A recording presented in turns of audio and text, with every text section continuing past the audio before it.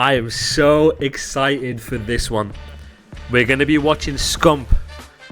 This was the final game, or the final series of Call of Duty he played before he retired. We're going to be watching Scump. We're going to be watching his tendencies. We're going to try and learn from the king himself as much as we can take. Keep watching, guys. We'll go through habits, tendencies, what he's thinking in the moment, so you guys can implement the king's playstyle into your own. So the way we do it, guys, is we're going to be keeping an eye on the minimap. We're going to be watching his POV when he is shown, and I'll walk through each life he has. So right here, he's going to be number 2 on the top left. He's going to be number 2 on the minimap, and anytime we are watching his point of view. So this is Modern Warfare 2, and this is Hydro. What people are saying nowadays, but this is my king. Look at that, beautiful. Taking a water route, beautiful. Rocker, the king is. And there's going to be a lot of glaze in this episode. Which I would imagine similar to you guys. He is one of the players you guys grew up with, one of the players you guys looked up to. He is certainly one of the players I looked up to coming up. So if there is a lot of glaze, get ready for it. I'm not going to apologize. Right here, taking the water out on a break off. Season opener. Hitting a pinch right here. Here we go, buddy. We got so SMG, he's got an M4 out. Okay, so this was during the M4 meta. So look at the route that shot you just hit to get all the way behind. So this is insane, right? So you have Scump taking a water route. Then you have, at the same time, another fast, fluid, liquid player in Shotzi also taking his route, dragging people away. When you have 2 players who can drag people away and play their lives effectively, it's such a nightmare for the enemy teams to track and to then position themselves off that. Right here, Scump takes a route, gets into a position, looking at his screen, seeing what he can see. He doesn't see anything. He's going to play off Dashy's information. Dashy's in a power spot. From the information Dashy's given, from the information Shoshi's given, from the flow, he will then make a decision based on what he thinks he needs to do in the moment. So right here, he'll play for him. Wow. This M4 meta, right? Jay Afro, he's just having a ball. Spawns at the back. Okay. With not a single. Wow. Okay, Minnesota are having. Scump gets one. Advance are lighting them up. Wow. You see that, guys? I just want you to note this. The situation you are in when you are reading the game, when you are reading how many players on your team are alive, how many players on the enemy are alive, the time on the clock, what you need to do from a game plan or system perspective. Right here, he recognizes, okay, Minnesota have 3 kills, Optic have 0, right? So it's a 3-0. So naturally, Minnesota are going to have the advantage when it comes to trading, when it comes to going 1 for 1, right? Because then they'll lose the entire wave. Scump is in a position where he's the last guy with his M4, plays towards the back of time in order to make him overextend because he is in the disadvantage. He's not forcing the fight. Right here, guys, he's not pushing around to force the fight because from a macro chest down perspective, he's in a 3 versus 1. He's in a 3 versus 1 here. Yeah, sure, he's far away, but he doesn't know that in the moment, right? So even if he runs around and kills Afro, well, he's going to go 1 for 1, and Minnesota are going to have full control. What he's doing here, guys, is he's holding progression, forcing Afro to overextend. Now, the reason why you force Afro to overextend, core point, is when you are in a disadvantageous position, it allows you to buy as much time as you can for your teammates to get into the play. And you see it here. Advance are lighting them up. Very difficult kill here. Plays a position to make it difficult for Afro to kill him instead of standing up because he's in a disadvantageous position to then allow his teammates to get into the play to then force a trade, right? So the game state from a macro level affects how you position yourself and the decisions you make on a micro level. That's my king right there. And look at how he's playing. It's not this incredibly fast, super go mindset. He's still understanding and predicting, okay, there's still going to be players on this side of the map. Where exactly, I don't know. Attach could be here, could be here, could be here. But look at how he shoulders, guys. So my core point here is shouldering is when you shimmy, when you jiggle out of a corner in order to get information without committing to the gunfight. He shoulders and he doesn't commit to the fight here to get information of where the last guy is. He's not mindlessly running out to die. Right, spawns up again. Let's see how he plays with this M4. Remember, guys, he has an M4 here. He's not playing with an SMG. He's playing more of that. I want to say flexible, but this was the meta at the time. Three M4s on Hydro. Picks it up. 20 seconds left. Now he's going to be banging through time with his teammate here. Look at how he plays it. Iron in. Iron it. Wow. Jumps around the corner. So this was a big thing on this game. So he jumps around the corner. He's in his head. He's checking where the common spots are, guys. When you are playing ranked, the more you play, the more you will understand where the common spots are in the hill. Use this as information of where they could be. If they are on the hill, I want you to check the common spots. Use your movement to set up like a camera, to set up the fight while you're checking common spots, and based on your positioning on top here will determine how you clear that, right? So what I mean is if you're stood here, you're naturally going to have angles to clear this side of the hill. Look at where he stood. He has the natural angles to clear this side of the hill. So use your movement to clear obvious corners in relation to which side of the hill you are on. Then from that, you can use process of elimination to then figure out where exactly on the hill they're going to be. So like right here, guys, Scump's playing. He's checking if they're going to be here. He knows nobody's in the hill, so he doesn't have to worry yet. So he's checking this. Then after a couple seconds, he realizes, okay, there's nobody here. It's a checklist. You're painting that picture. They're going to be in, he sees the shadow here. And now he's checking the next common spot. The reason why, guys, he's not checking this corner first or this corner first, but rather the door, is because there's nobody in the hill. So with the information you are getting, it determines how you clear these common spots or these hot spots in the hill. For this remaining time, today will not put themselves in a hole down 40, but he sees now he's playing for the guy that he saw initially. So he realizes, right, I've just got one kill. He knows I'm going to be top, so I'm going to at least try and play my life. Why? So he doesn't get instantly traded. 30-point game. All the spots. Wow, the king. The king. Great kill from him, but Minnesota. This is a P4, yep. Back in this game. Player 6, yet again in Afro. So this is a situation, guys, when you look at your minimap, look at where your teammates are, and look at where the gaps are going to be. As you can see, he's trying to... This is not a really good position from Scump, because he has to worry about 2 lanes. And when you are in a position where you have to worry about multiple lanes, it gives you what you call bad timings. The second you are checking one lane, an enemy could run down during the other lane. So right here, he could get through while number 2 is looking for the left. But look at how he's positioned himself in this M4. The long route. We'll see if it pans out for him. Now he can trust his teammates to pick up one of these lanes, and he can now focus on one of his own lanes. And what I want you guys to do, and I want you to use Scump in this situation as an example, right? With them giving up that home control, is I want you guys to be more comfortable holding a single lane.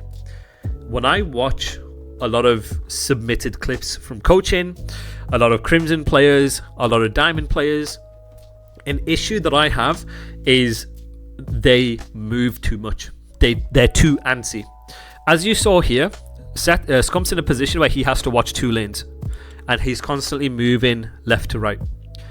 When you are in positions like that, you give yourself bad timings, meaning the enemy doesn't have to work hard in order to either get past you or play to kill you.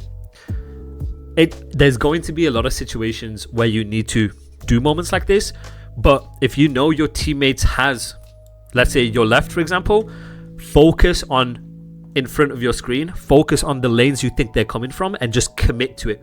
Have confidence in your shot, have confidence in your positioning, and keep the game in front of you. Don't give yourself bad timings. Don't tweak. Alright, let's see how he plays this. So he knows, okay, they have new. So let's see how he plays this from a pacing perspective, guys. honestly, Jay, Takes I'm his seeing time. new parts of hydroelectric that I just haven't seen yet. Like, I'm Takes his looking time here. About how far back that you can go and just like Takes the child. Positioning sets up the fight. He has an M4 here, so he's playing. He's playing like a very creddy angle. Well, I don't want to say creddy, but he's playing like a very nerdy angle. He's trying to put himself in a position that can give him the advantage in the fight. The reason why this is the advantage in the fight is because he's on a head glitch. Attach can't really see too much of him, and he has to get into his line of sight where Scump can shoot first. So you want to look for positions like that with the weapon that you have on a hill, on a game like this, to set up the gunfight.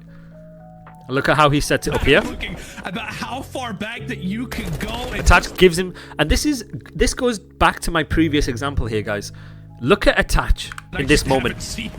Attach actually has the advantage here, right? Because of the stun, because of the nade, because Scump is slightly weak. Scump then backs off and gives up the position, right? But then look at Attach. Attach has the advantage because now Scump has to go into his pre-aim. How far back that you can... Look at that. This is why you need to be comfortable and confident holding the lane that you have. He ends up giving it up for that millisecond. He gives himself bad timing, whereas if he continued to watch this, Scump is going to be dead, right? So don't give yourself bad timing. Stay confident in the lanes that you want to watch. Play that gunfight. Don't tweak like this. Go and just Then now he picks it up, right? like that, spawns will flip from optic. Another form of positioning, guys, is based on the weapon that you have. Understand the advantages of the weapon that you have, and where you think they're coming from, you can position yourself to either be a hard kill, make him overextend, or create distance, if you're using an AR in this case, between you and where the fight is. And you'll see Scump does that here. Sets the tone right there with Shotzi. Once he takes that match Ironing, back, you're trying to give him the advantage. A little bit more aggressive. They win every single gunfight in the feed. That's another 3 dead. Same again. He's gonna iron. He's gonna let the game come to him. Now in situations like this, look at the kill feed. Look at the minimap. Where are they spawning? 30 seconds. I'm gonna predict what you're gonna do, where you're gonna come from. Think in the moment, what do you need to pick up? Okay, my teammates have this, my teammates have that, so I'm gonna watch this, and then from that you position yourself to give yourself the advantage. So right here with an M4 with an AR, look how he's positioned himself. If he had an SMG, you might see him position himself here a lot closer, but the weapon that you have dictates the position that you play for the wave. In that position, all the way pushed out towards P1. Look at how he's aiming. Look at how he's ironed, guys. So when you are doing this, right, predict. So like right here. It's another 3 dead. You have shots. You want to iron towards chest high, as though you're visualizing them coming through the door, so you're ready for that fight instantly. Always chest high, guys. See again in So, that position, all the way pushed here, out towards chest high, P1, to ready to kill. To consistently spawn behind broken. Minnesota have Same not again. been able to get a kill for quite And then he's some just going to time. secure Look at teams right the now remaining from 20 seconds here. Easy enough. 12 team. So gunfight with me.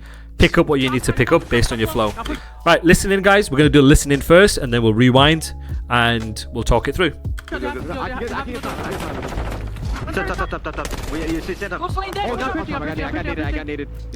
Buy me time. We might flip. Wait. Yo, One's top still. Top him on you. Hurt. He jumped down. He's left side. Yo, front. I'm hopping top. I'm on. Watch out. I'm telling you, I'm gonna here. Hold the one guy. Lay down. We're gonna top castle. Cammy. Top castle. Hold this one guy. The top castle cam. One shot. I naded top castle. Try I'm naded. I got naded in the back. We got him. Yeah, he's on time. Okay, so flip. Oh shit. Hit the roll there. Yep. Naded it. I'm nading all with you guys. I'm already top boulder. I need it. You should be dead. Yo, I hit the right corner. I'm in. I'm in the top dome. Dead. Yo, one guy's lane. Watch out. This way. Flip the right. I can go top. Yeah, I can buff you. I can go top rocks for you guys. I'm gonna take a long ass right left here. Alright? I'm going top rocks and ripping for you guys. I don't see anything our side. Yeah, I can buff you in a second. I don't see shit, guys. I don't see shit. Try to Let left. me. I'm going all the way around. Okay, but be in mid lane. Can you bump me? Top of window. He's not telling. Top of window. I'm mid lane right now. He's laying down close left. I'm pushing the back right now. He's laying down close left mid lane. We're gonna stop. I saw him in Yo, lane. one deep back on the engine. Picking me top. Here. Top, he's top 100%. One back right engine. Try to flip the water up in front. All right, so let's go back. Okay, a couple things. Top top him on you. Hurt. You jumped So he down. chases that kill. He's left side. Oh shit. He spawns up at the back, so let's see how he plays it here. Watch out. Low dome I'm telling you, I have a twitch here. Right, he's the last guy in the flow. 40 seconds left. They're gonna play to trade out here. He's gonna pick up based on the minimap where he thinks what he needs to pick up, and where the enemies are coming from. So right here, his teammate dies on the left, so he's gonna instantly pick that up. Top castle. And look at how he's playing it with the M4, playing it slow. Top castle He's trying to play that guarantee. Now he stays alive here. He doesn't commit to the fight because he understands the importance of his life in this situation. He doesn't continue to commit. Child's good top. Stays alive. Trusts his teammate. Dies from a nade. I got naded in the back. Yeah, he's on time. Okay, so now peek him. 27 seconds left, so they might start thinking about playing ahead. Yep. Right, so right here, they're going to play through ult. They're going to use their nade and stun. Macro determines the micro. So now let's look at how they play it here. I need it. He should be dead. He's the first guy, so he's going to contest. He's contesting here. He's waiting. Same again on the first P2, making him overextend. And now what they're going to do is macro determines the micro. He's going to explode with the shots. He's going to play to trade and go 1-for-1. See here, he's taking the fight, and now they're going to try and at least think about playing to flip him and play to get out. They may not flip him, but they're trying to play to get out. So right here, what you can hear, if I actually shut up, like you'll hear Dash is saying, I'm going to bump you guys. Bumping means you run forward, I will take over your position in the flow. Yeah, I can pop you guys. One thing I really like about Scump, and this is a veteran com, is the acknowledgement that I hear you. When you are playing in your teams, when you are playing in ranked, when a teammate is asking a question or giving you a directive, by saying I hear you, it bounces that acknowledgement off him, that reassurance, for then him to make a play. He understands, okay, you know what I said to do or whatever, so therefore I'm going to make a decision based off that. There's no hesitating, there's no confusion. You just commit to it. The I hear you is very important. Try left here, alright? I went top rocks and ripping for you guys. What you'll notice as well, especially on this game, when you are in a situation like this, when you're using the previous wave as the foundation, and you know, okay, they can't spawn out behind us, you predict and you understand what map control Rocker are going to have or potentially try and have. You then start using your mechanics to get that information. You'll see Scump slide across because he's trying to play information of where you're going to be around P1 if you are P1, because he thinks, right, you guys are going to have map control because we've had scrap. This is understanding how much space can you get without being reckless and dying while simultaneously playing information. The way you do that is by edging up the map, bouncing that information off your teammates, and using your mechanics to get that information as fast as you can. It's going to be the same thing on Black Ops 7, guys. Use your wall run jump on Black Ops 7 to get information of where enemies are going to be, rather than getting caught sprinting. I don't see anything outside. So like, hey, jump here. He's going to clear all this, so he knows, right, I don't see you here, I don't see you here. When you clear the areas of the map and the spaces on the map, you can use prediction and process of elimination to be like, okay, well, if he's not going to be on this side of the map, well, they're going to be on this side of the map or this side of the map, right?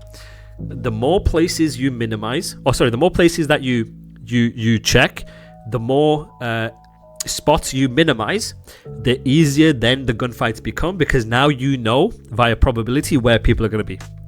If you're not here, you're going to be here. If you're not here, I might have the timing to do this. If you're not here, I'm going to take a fight to check this. Same concept as the previous P3 we talked about. Okay, guys, I don't see shit. So let's see how he plays this. Okay, but move in mid lane. Can you bump me? Top up window. He's not challenging. Top up window. Mid lane right now. He's laying down close left. Push to the back right now. Yep. He's laying down close left mid lane. So let's see how he takes that chal, guys. The M4. Mid lane right now. He's laying down lane. So he listens to the comm of Illy. Mid lane, laying down. Close left. Push to the back. Close left. See how he's centered? You're using your center dot. You're using the middle of your screen to predict where people are going to be. That's why communication is important, because it sets up your gunfight. And look at the way he chals. He's laying down close left mid lane. Takes that fight, clears this because the comm, he thinks, right, maybe close left line down mid is this. He centers on it and then he snaps onto this guy. But because his censoring was pretty much basically where the guy was. That micro snap, not the end of the world. And he tries to play his life here. Here. Top, he's top. One's back right engine. Just try to flip the water up in front. With 48 seconds left, you know, okay, they're still going to hit the hill of this wave. He's pushed out. Number 2's pushed out. Look at how Scump's pushing out here, guys. He's getting into a good spot. You get a clean wave with the weapon that you have. Get into the best spot that you can with the weapon that you have. Because he has an M4, he's playing this like stairs head glitch to predict where you're coming from based on where you've just spawned. He knows, right? 40 seconds, you're spawning here, you're going to be hitting ult, I'm going to get to a good spot to watch the lane that I'm responsible for, and then you bounce that off your teammate. Alright, same again, guys. When you're thinking about it, okay, we have scrap time. We know you as an enemy is going to have new. Where are the common spots for you as enemies are you going to play? How do we get that information? And then how do we set up a break? How do we use teamwork? How do we help each other trade? You can take your time. When you know you don't have a rotation, you have maybe 9 or 10 seconds of a free life, of a free break to try and get that information. And they're breaking it the same way again. Scump is playing the same spot. Again, playing the same window. Again. What you'll notice, guys, is when you watch, say, for example, Scump, these are players that thrive off routine and repetition. They want to take the same fights. They want to go to the same spots. Routine, repetition, the same positions. Look at Scump here playing that time, checking his hotspots, looking at the center of his screen to predict where you could be. If you're not going to be on this side, you might be on this side. 11 seconds left. Let's see how he plays this. Currently 24 and 17. 2 minutes 33 in hill. Same again, guys. Same again. I want you guys to be consciously thinking when you're playing. Where are the enemies? What space do they have? The way you want to read your minimap is look at the gaps. The gaps will tell you or give you an idea of where enemies are going to be. Combine the gaps, combine your kill feed, combine the center of your screen to predict where people are going to be. Yo, I don't see you here. You're going to be here. So like right here, you might say, okay, why did Scump not just do this? Because he understands the game state. He understands that Rocker are going to have the new hill. If Rocker have the new hill, what does that mean, guys? Guys, it means Rocker have the power positions. Rocker have the high percentage gunfight positions, right? They have the head glitches. They have the power spots. So how do you minimize that? How do you mitigate a team that's fully set up? You take routes. You stretch the defense. And so right here, from one prediction, determines what routes you take. And then from that, with what you see, with what you're predicting, anticipating, you can play off that. And then you see Scump is doing the same thing, taking the same route again, as he did textbookly for the previous P5 to P1. Look at him doing it again. You can attack this from middle alley if you're optic. They're gonna, and they leave it to the last guy to do it. So you see this, guys? But trying to make the long route happen. Nice little dive up. Now they're playing from multiple angles, and now that's how they break. And Scump's committed. Now they're looking. They know they're looking for that last guy because they're counting names, they're counting numbers in their heads. Easy, easy, and then Scump gets 2. Brilliant. That's the king. That's the king right there. This is our king right here.